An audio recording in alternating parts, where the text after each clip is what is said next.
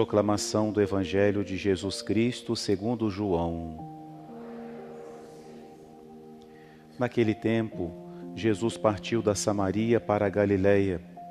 O próprio Jesus tinha declarado que um profeta não é honrado na sua própria terra. Quando então chegou a Galileia, os galileus receberam-no bem, porque tinham visto tudo o que Jesus havia feito em Jerusalém durante a festa, pois também eles tinham ido à festa.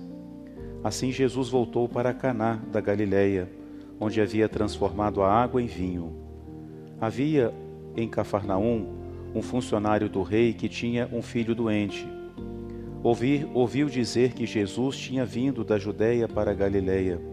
Ele saiu ao seu encontro e pediu-lhe que fosse a Cafarnaum, curar seu filho que estava morrendo.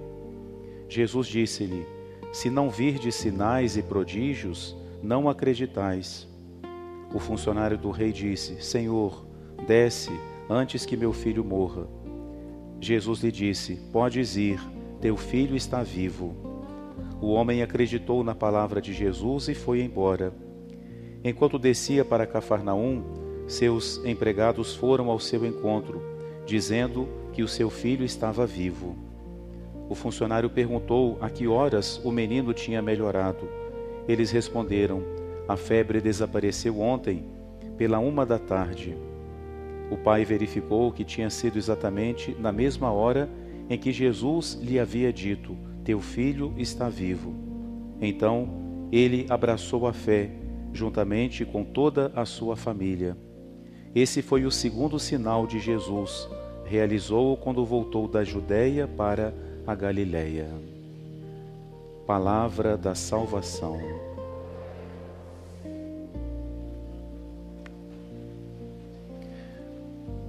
No Evangelho de hoje, nós vemos uma pessoa que acreditava em Jesus, mas que foi crescendo na sua fé. É uma história um pouco parecida com aquele outro centurião que pede a Jesus para curar o servo dele.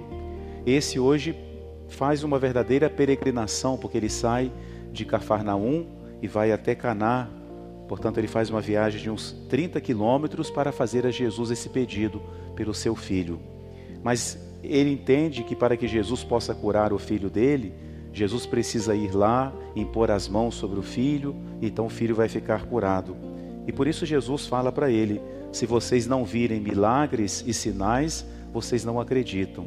Às vezes a gente pode ter uma fé que depende muito de sinais, né? A gente tem que ver para acreditar. Deus tem que nos falar através de sinais, ou a gente às vezes até gosta de pedir a Deus que nos dê sinais.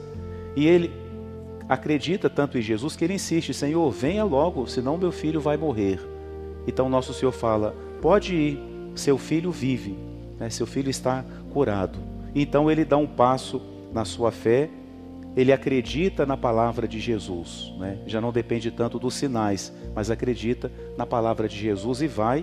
E enquanto ele está indo, os seus empregados já vêm dizer para ele: seu filho está vivo, ou seja, está curado. Então, não só ele acredita, mas diz o Evangelho, toda a sua família também abraçou a fé. A partir do momento em que ele deixa de condicionar a sua fé aos sinais, né? Ele se fortalece na sua fé. É uma história diferente daquele outro que pediu a Jesus pelo seu servo, e Jesus falou assim: eu vou lá.